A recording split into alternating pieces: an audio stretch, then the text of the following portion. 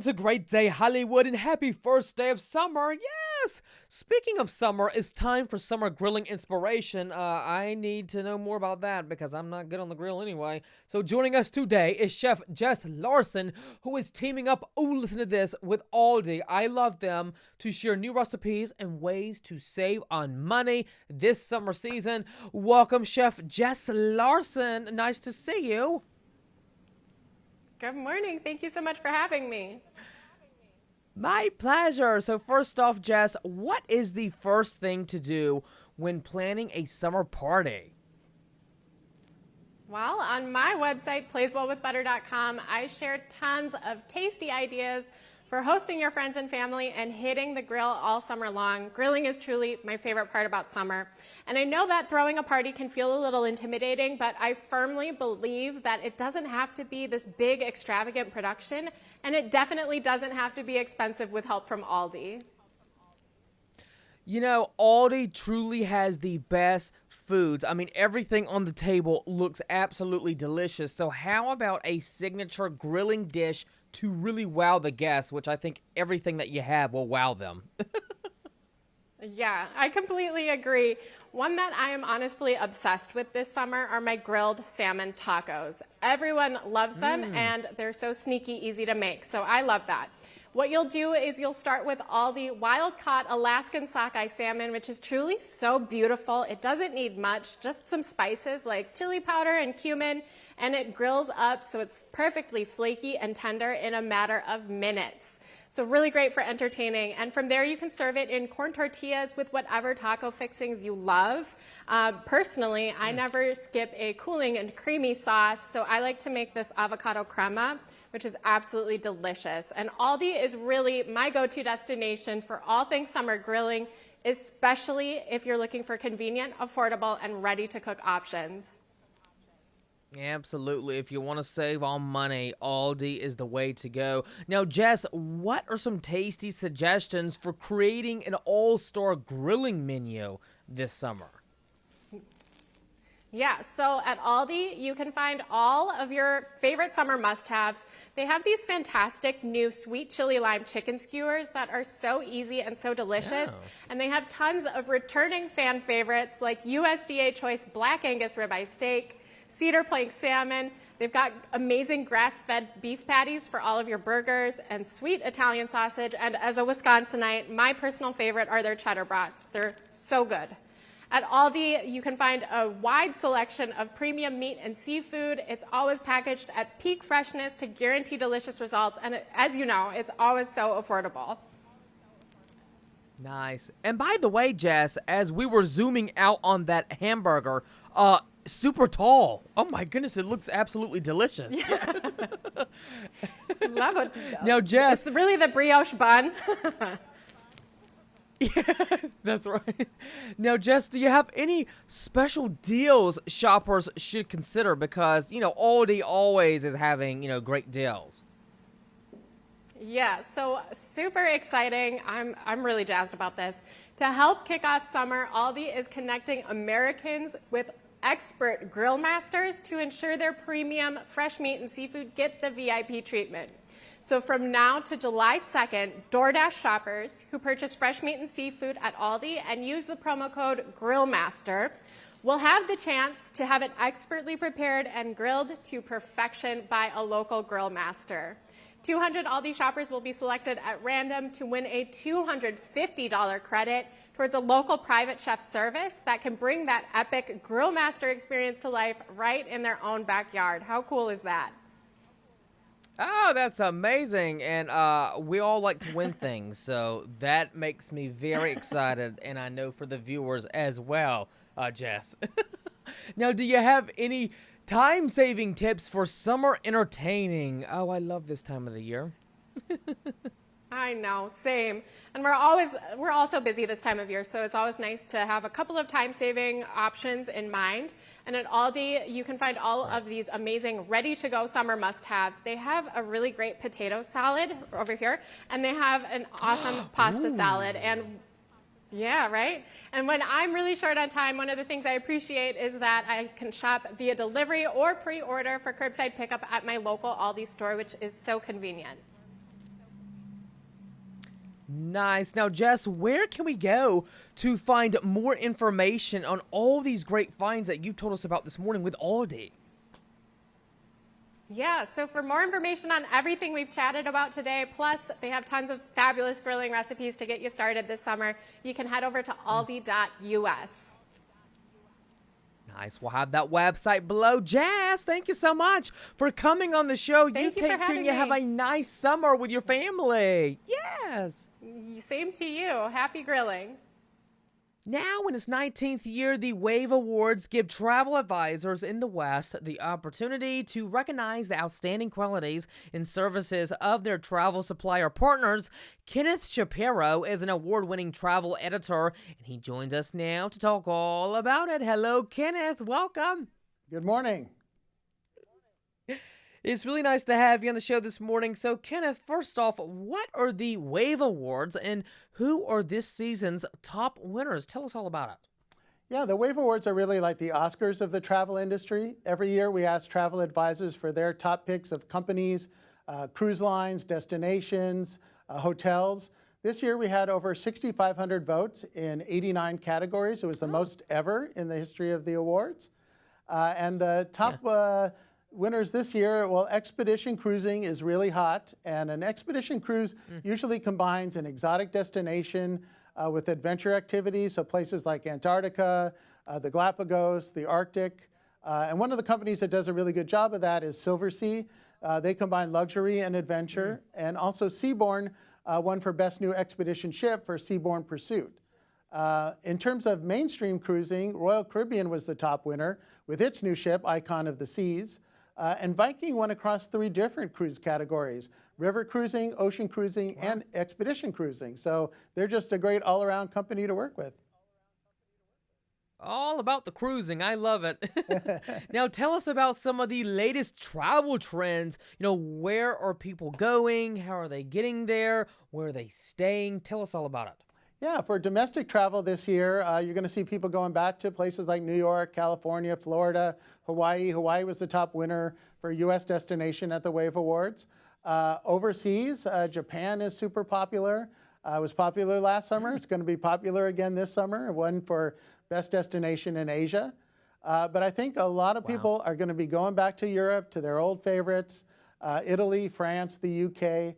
France is going to be especially interesting, though, because of the Paris Olympics. So it'll be interesting to see what that does to tourism there this summer.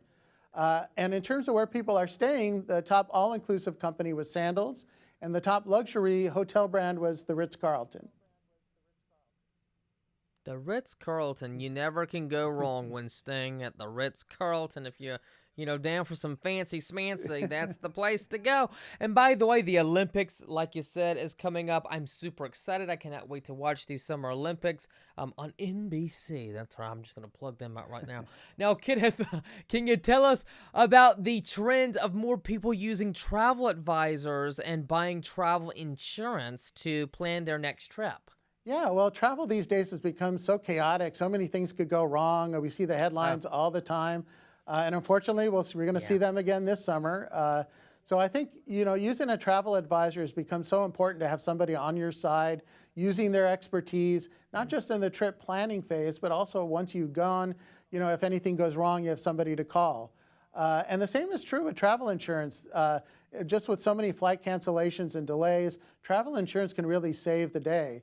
At the WAVE Awards, the top company for travel insurance is Allianz Travel Insurance. They've won for the last 8 or 9 years in a row for highest client satisfaction. They're a great company to work with, and I just feel like it's a must-have these days. I use it. I actually use Allianz. So I just think it's a must-have when you travel these days.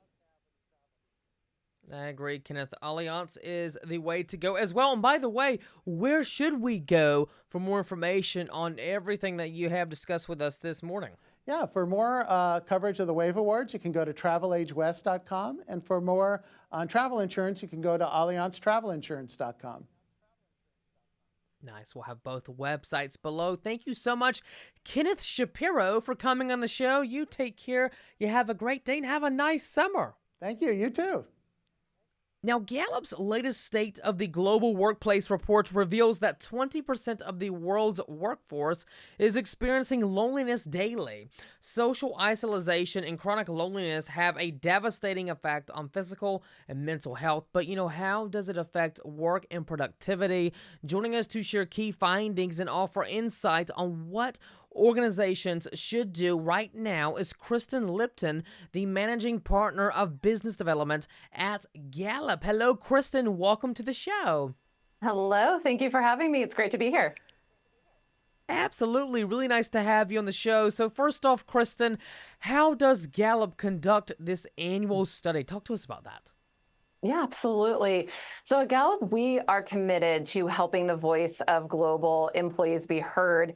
And in this latest report, we do just that. We examine how life is going, how people feel their lives are going, both at work and in general. And work is really important because we spend so much time doing it. The only thing that we do more than our lives is sleep. And so work is a really big part of how we feel every day. At Gallup, we know how important it is to bring data into the conversation. And so we are able to quantify the employee experience with the largest study of its kind. We leverage the Gallup World Poll. We go to 160 countries where we conduct face-to-face interviews, some phone interviews, and we're able to understand not only how are things going in 2023, but also how do they look back compared to 20 years of data. It's our hope that this information lands in the hands of leaders who go right back to their own organizations and help us fix the world's broken workplaces. As we're taking a look more in depth into this study from Gallup, what are the most important findings? Sure. So we can see that over time, generally speaking, the workplace is improving, and that's a real positive. But what's concerning is that in 2023, employee engagement stagnated, well-being is on the decline. You also mentioned the loneliness piece, which is very concerning in that globally 1 in 5, right, 20% of the world's workers are experiencing daily loneliness. Now, that's even higher if you're a younger worker. If you're under the age of 35, more likely to be lonely, and also if you're working exclusively remote. Now, here in the US, we also see that stress is a concern that is more pronounced than the rest of the world. We have roughly half of our workforce, US workers, experiencing daily stress, and that is at a rate that's significantly higher than what we're seeing globally. So all of this tells us that the majority of us are struggling, and there are some real costs to that struggle in the sense that, $8.9 trillion is a really conservative estimate. That's, roughly 9% of global GDP that we can attribute to low engagement. But what people have told us is that work brings enjoyment.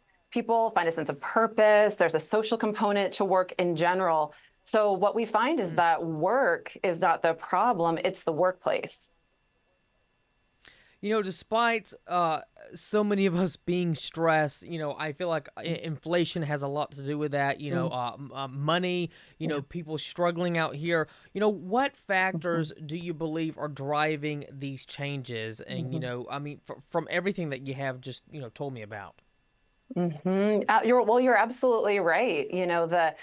Whether it's the economy or the way that the workplace is forever changed with hybrid and remote work, technology and AI are coming at us at a dizzying pace. We've got a younger generation entering into the workforce, and we also see some societal and cultural shifts happening right before our eyes. All of that is change, it's disruption.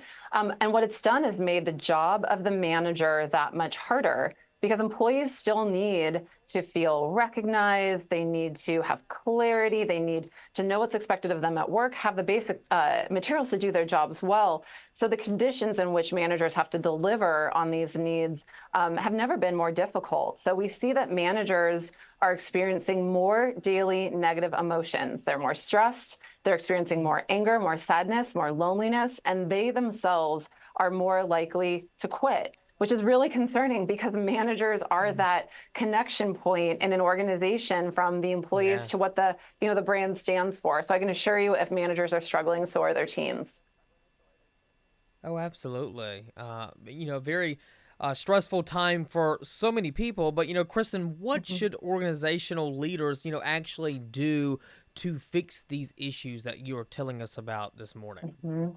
So it's looking at that manager not as the problem, but as the solution. We know that great managers can make such a difference in the workplace. 70% of the variance of local engagement we can attribute to that team manager. And we have evidence to suggest that a change is absolutely possible. Gallup studies the world's best run organizations, and the story there is wildly different than what we're seeing globally. So the best run organizations, majority of their managers, 3/4 are engaged themselves. As a result, 70% of those employees are engaged. Contrast that to our global number, that's at 23%.